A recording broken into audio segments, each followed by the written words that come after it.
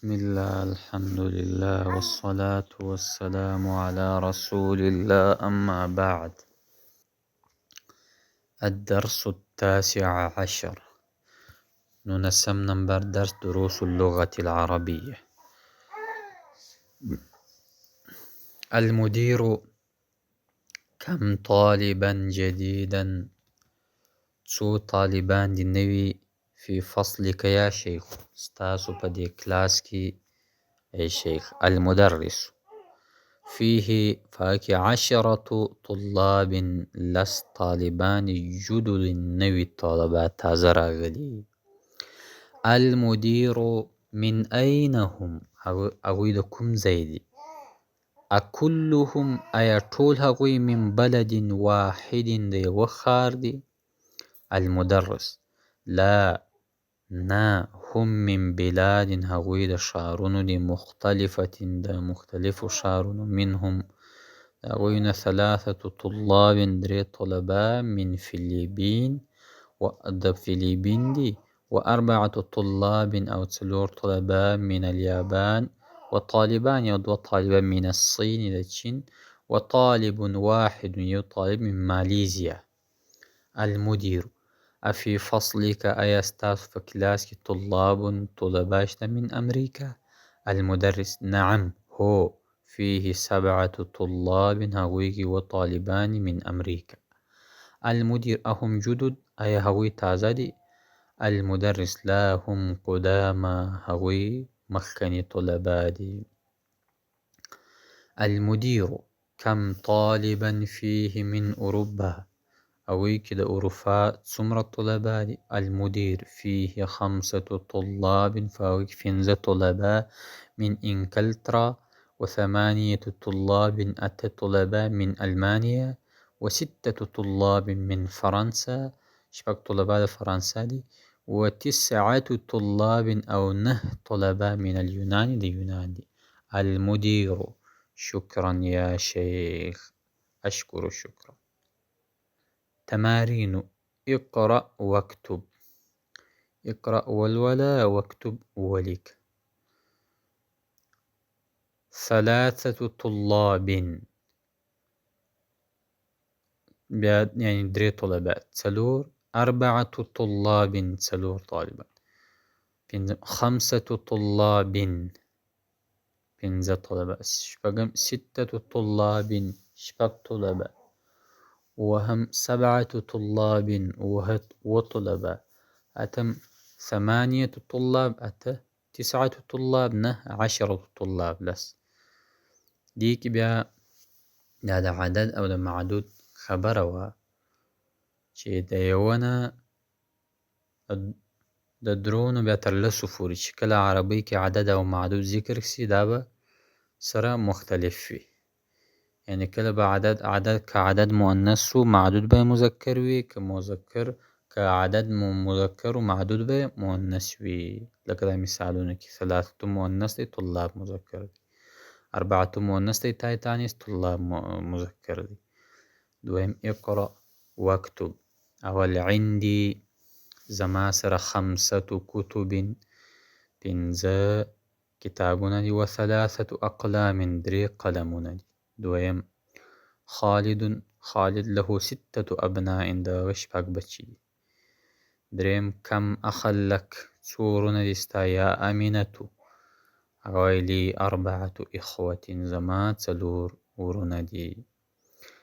كم أخا لك یا أمینة؟ څو ورونه دي ستا یا أمینة؟ لي 4 إخوة. څلورم: في الأسبوع، فهفته کې 7 أيام، 7 ورځې دي. پنځم: كم ريالا عندك الآن يا عمار؟ څو ریاله دي ستا سره اوس ای عمار؟ هغه وایي عندي الآن 8 ريالات، زما سره 8 ریالونه دي. شپږم: في هذا الحي، په دغه محله کې 9 بيوت جديدة، 9 کوره دي، نوي کورونه. اوهم: لهذه السيارة 4 أبواب، دغه موټرې 4 دروازې دي.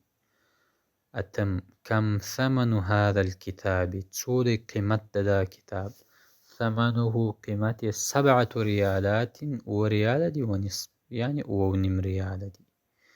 نهم في هذا الفصل فدا فصل 10 طلاب لس طلباء قدامى فخواني و4 طلاب جدد أو تسلور طالبان نوي دي.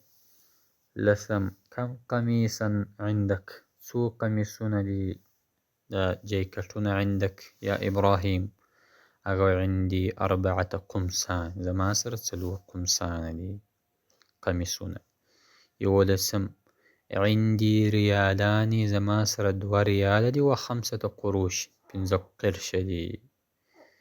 دولسم في هذه الحافلة فدغ بسك 10 ركاب لس سبار خلق دي. دريم أجب عن الأسئلة الآتية جواب راك در روان سؤالنو مستعملا مستعمل العدد المذكور بين القوسين يعني شي قوسين كي أول كدري عدد بها فنزا عدد بها تسلور عدد دا عدد ذكر بدا موافق جواب راك.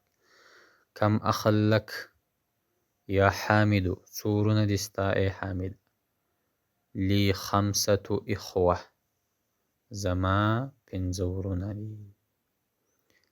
دويم كم عمل لك يا ليلى تو أكاغان يا تردستا ليلى لي 4 أعمام زما بنزا تردي.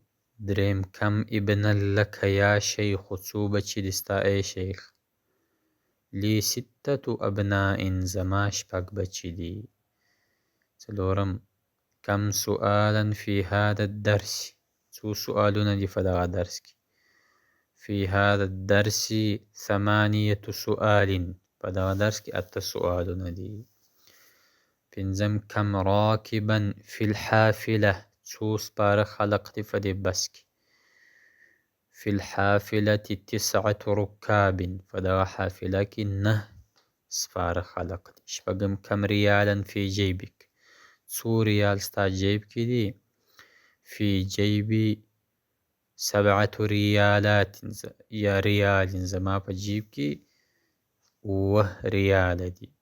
وهم كم ثمن هذا الكتاب تولي قيمة دي كتاب ثمن هذا الكتاب 10 ريال يا 10 روبية أغا لس روبي دي. سلورم اكتب الأعداد ولك عددنا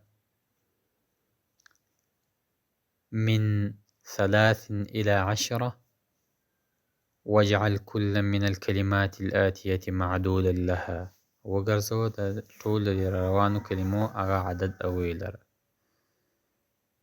كتاب 3 كتب قلم 3 أقلام أو تاجر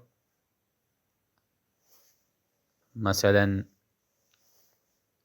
7 تجار أو رجل 3 رجال طالب 5 طلاب أو ريال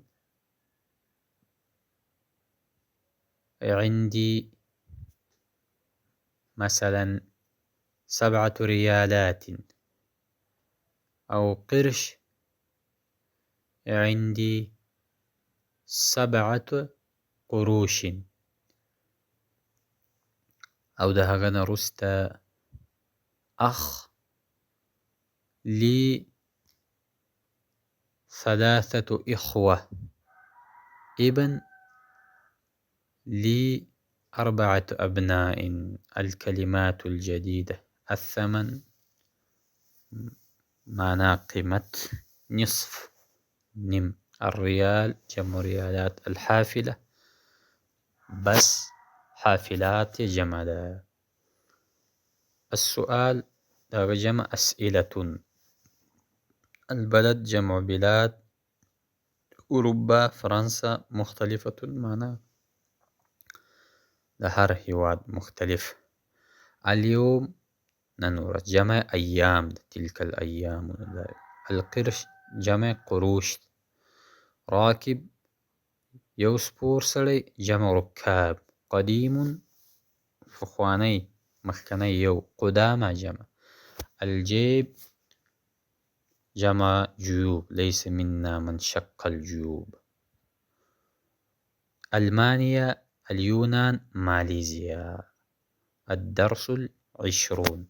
وبالله تعالى التوفيق.